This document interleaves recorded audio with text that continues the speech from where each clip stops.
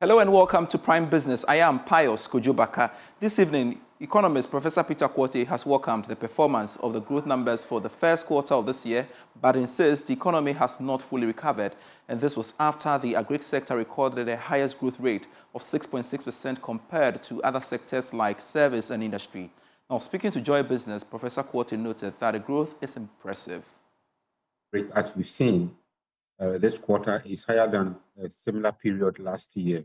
It tells you that the 5.3% growth is higher than the 4.9% recorded in the same period last year, which is an improvement, and I think is worth commending, and I hope we can sustain that growth. However, I need to put in perspective that non-oil even grew faster than oil GDP, and we've all seen that oil prices globally went down, and therefore it's not surprising that non-oil GDP was 6.8, whilst oil GDP grew at 5.3% during the quarter. Also, it was quite striking to see agri performing quite well. Agricultural growth was 6.6%, much higher than the 2.9% recorded same period last year.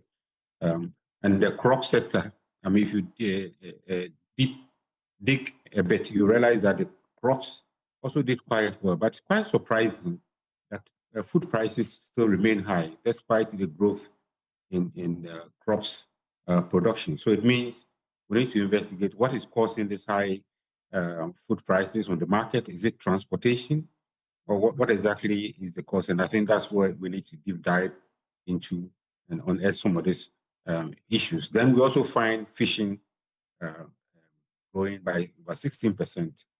Did the close season help? Or, that's also quite an interesting area too. It's early days, yes, but we are yet to see, this is just the first quarter. We are yet to see the next 3 quarters of the year. So if you judge by what we are seeing now, then one can say that. But I don't think it is right to say that now. It's much better than what we've seen in the previous quarter. Same period last year.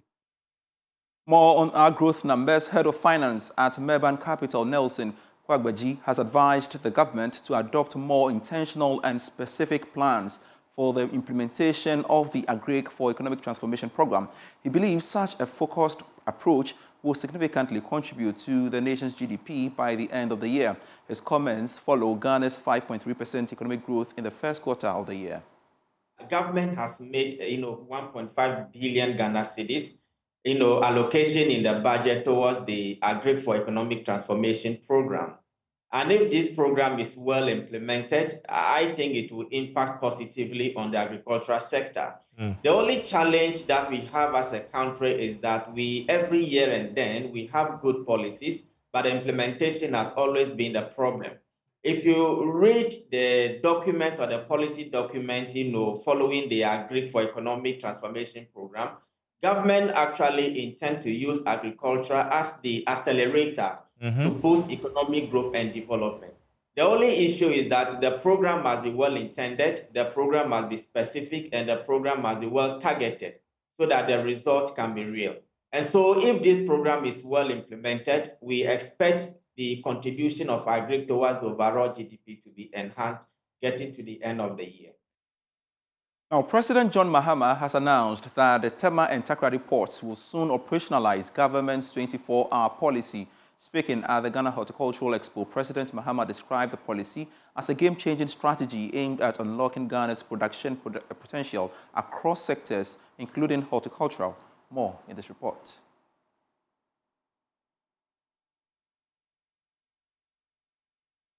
And the Ministry of Transport are working together with the Ghana Revenue Authority, the Ghana Ports and Harbours Authority.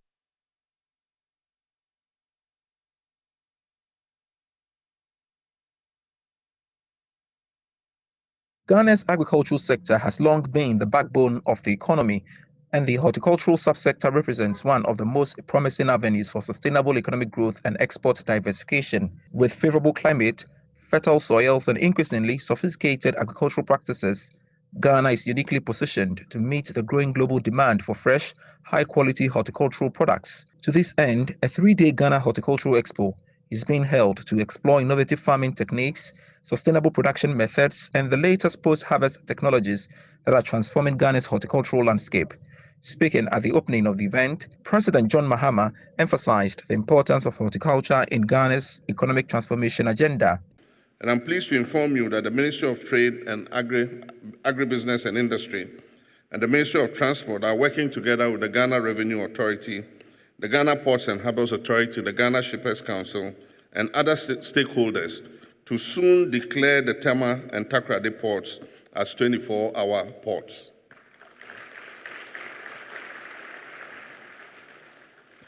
It will not only be about working longer hours, it will be about building the infrastructure, the energy, the security, the transport, and the digital platforms that enable round-the-clock agro-industrial activity.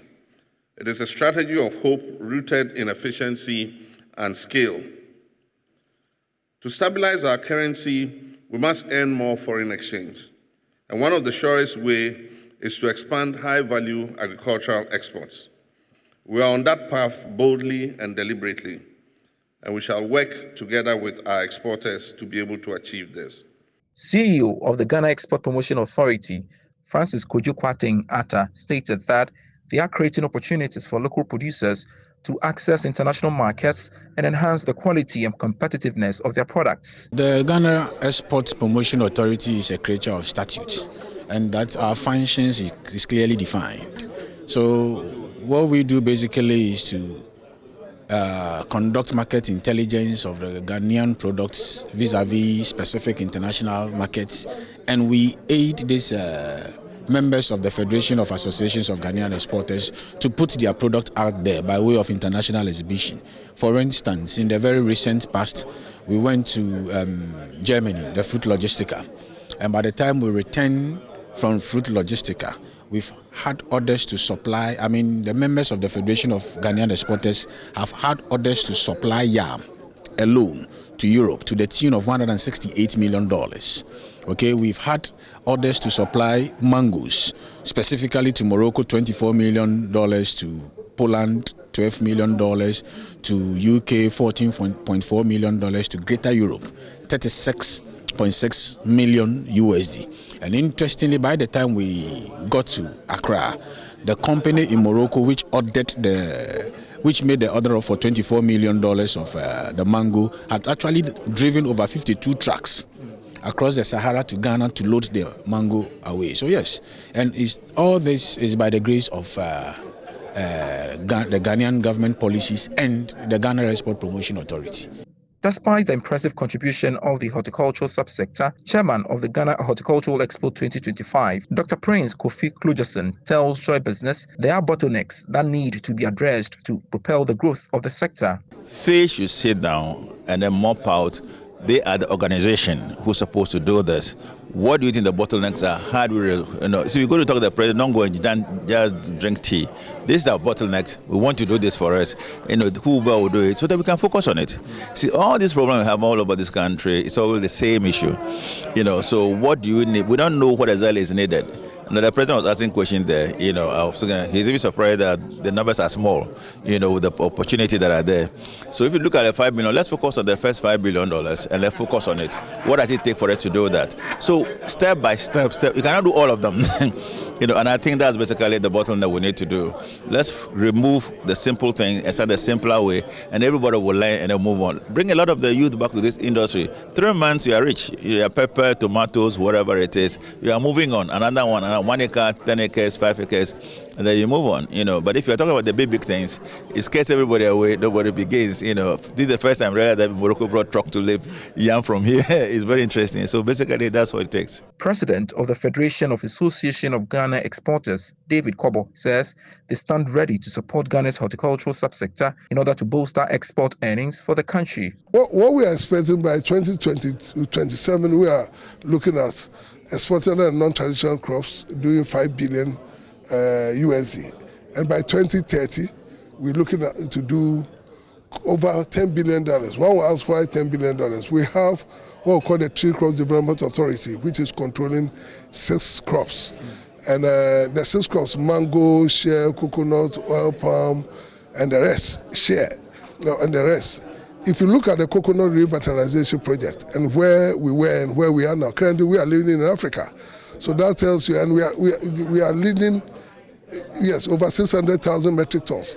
So that tells you that if you look at the revitalization and what the output will give you more than necessary. And so the issue of the $10 billion that we want to rake in by 2030 is understatement, because we can do more. And this is where I am looking at. Let's build our infrastructures, let's close all the gaps, and we'll be able to do that. The 2025 Ghana Horticultural Expo is under the theme Innovate, Transform, Sustain, driving growth in Ghana's horticultural sector. The Bank of Ghana is warning the public against dealing with unlicensed digital platforms Yellow Card and HandyPay. Now, this was captured in a statement issued by the Central Bank today. More in this report. The Bank of Ghana, in a statement, maintained it had to issue this notice because Yellow Card Financial Incorporated, operators of Yellow Pay platform, which has been actively promoting itself as a provider of payment services and cross-border remittance solutions, has not been licensed by the Central Bank. It again revealed in the notice that the same Yellow Card Financial Incorporated is said to have entered into collaboration with HandyPay to develop and integrate a new stablecoin, AKL Lumi, into the global financial ecosystem. The Bank of Ghana argues that HandyPay has also not been given any approval to operate within the Ghanaian jurisdiction, hence anything from them should be seen as illegal. The Central Bank is therefore warning the public, financial institutions and all relevant stakeholders to desist from any engagement with Yellow Card Financial Incorporated and HandyPay Ghana. This is because all these institutions don't have approval to operate in the country. At the Central Bank, because the Collateral Registry at the Central Bank has revealed that it registered over 330,000 collateral interests in 2024, bringing the total registration cover to 1.4 million since its inception in 2010. The registry aims to expand its operations by targeting rural economies. More in this report for you. The Collateral Registry is a body established pursuant to Section 18 of the Borrowers and Lenders Act 2020 to principally register security interest and collateral to secure credit facilities. In 2024 alone, the registry registered over 332,000 collateral interest compared to about 10,000 captured in its first year of operations in 2010. Speaking at the launch of the 15th anniversary of the Collateral Registry at the Bank of Ghana, Fred Kranting Isiama, registrar of the department, noted that the registry will expand into underserved communities. In 2010, we registered 10,413 security interest registrations. This figure rose to over 332,000 registrations just for last year. Overall, as at the end of 2024, the registry had registered over 1.4 million security interests with an average growth rate of 31.5%. Indeed, the registry registers approximately 9,000 security interests every week. This is not just a statistic. It is a story of empowerment, of economic opportunity, and of a better future. The registry, having grown from an emerging outfit to a cornerstone of Ghana's credit infrastructure, has significantly contributed to the creation of an enabling environment for countless micro, small and medium-sized enterprises to access credit that was once beyond their reach. Delivering the keynote address on behalf of the Governor of the Bank of Ghana, the first Deputy Governor hinted at the use of technology and regulatory reforms to enhance credit management. Our vision for the registry is ambitious. We are investing in advanced technologies, including artificial intelligence, to enhance the system's efficiency, security, and user experience. We are also undertaking policy and regulatory reforms to ensure the legal framework remains agile and responsive to the evolving credit landscape. With an average growth rate of 31.5% in securities registration, the registry continues to register approximately 9,000 security interests every week, with a quest to expand its operations to rural economies. Societe Generale has reported a 30% increase in profit in 2024 compared to the previous year. According to the Managing Director, Hakim Uzani, the strong performance is attributed to the bank's resilient business model, which prioritizes support for SMEs and strategic funding for large-scale projects that drive economic growth. He spoke to Joy Business on the sidelines of the bank's 45th annual general meeting held in Accra. It's a very good year, 2024. As I said, we have made the progress on the asset side, on the NBI side, net banking income side, and we have also increased our profit by 30%. This demonstrates once again the sustainability of the business model that we have. We are engaged to finance the economy with a loan-to-deposit ratio of more than 90% for this 2024 year, meaning that 90% of the deposits are going directly to finance individuals, to finance SMEs, to finance corporates, to finance public projects, private projects, through our solutions, financing solutions. So we are very proud of this achievement for this year. And we are continuing to develop strategically our support to the SMEs. Particularly, we want to be more present in the SME side. We have our home of business where we provide a certain advice to entrepreneurs, etc. We have also developed and we have launched during the 2024 years the SG Women product, which is dedicated for women entrepreneurs particularly, and it's under our business strategy and under also our corporate social responsibility strategy. From the banking sector, the Minister for Transport, Joseph Bukari Nikwe, has appealed to domestic airline operators to reduce air transport fares in the wake of the good run of the city. He urged the operators to follow the example of road transport operators who reduced their fares by 15%. More in this report. Minister for Transport, Joseph Bukari Nikwe, expressed worry that Ghana's domestic airline industry is less competitive due to the limited number of airlines operating in the area. This, he said, has limited price competition, which would have benefited customers if many airlines were operating in the space. Speaking to journalists at a stakeholders breakfast meeting organized by the Ghana Civil Aviation Authority in Accra, Mr. Nikwe said the benefits of the city's gain must trickle down to every consumer, particularly in the services sector. You are aware of the gains our city has made. Our city has appreciated against all the major currencies, and as such, we anticipate that it will trickle down to the service delivery in our country, the cost of doing business in our country. And you know that the domestic airlines, let me say that because there are only 2 airlines, they have a kind of monopoly that is keeping them to be very tight on their fares. But this breakfast meeting is one that we use to appeal to them to consider what the road transport sector did by reviewing their prices downwards to 15% and urging them to take a cue from that and also do a reduction in their fares. So we are making an appeal to them. It is only my prayers that they will listen to the requests and also review downwards their fares. You heard them saying that they are working at it, considering other factors.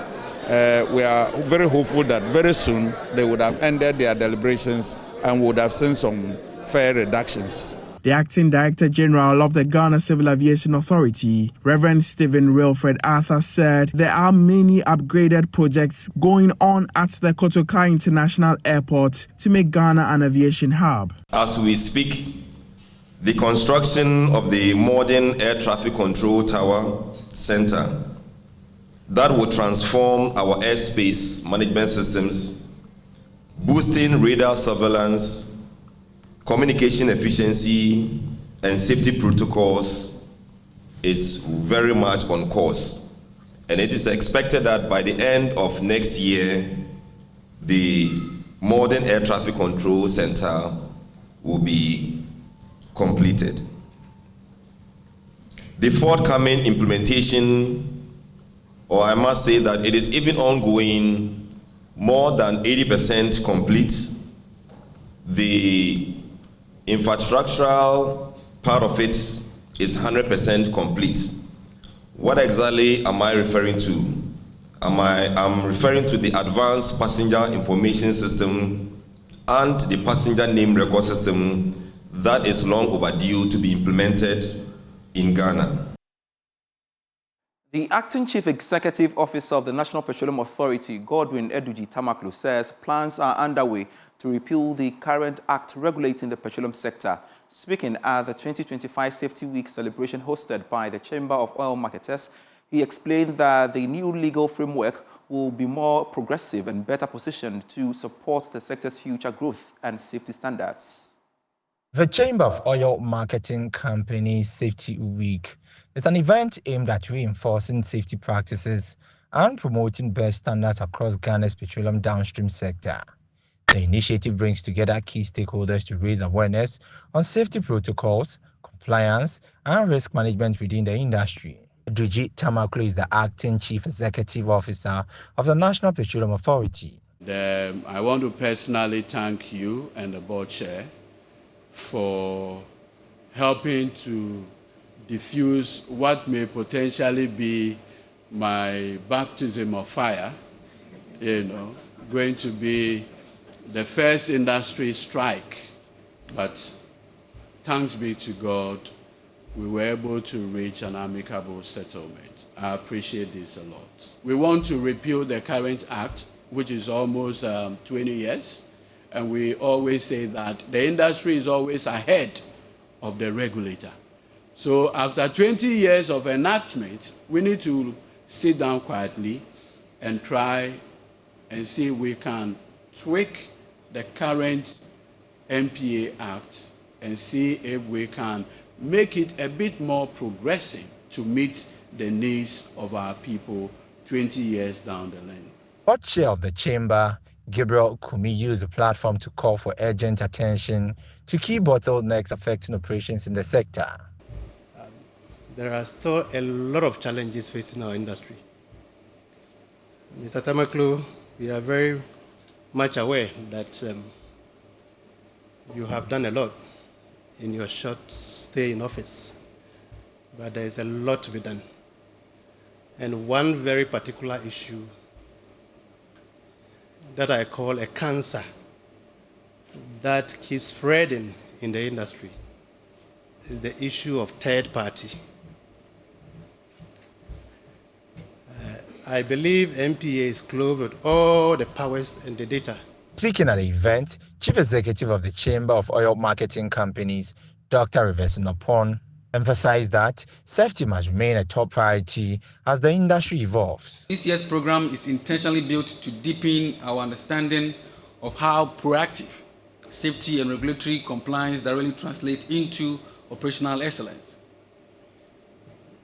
The plenary discussion later today and the training sessions we have from tomorrow focus on driving operational excellence through proactive safety and compliance in the downstream petroleum sector, are not just theoretical.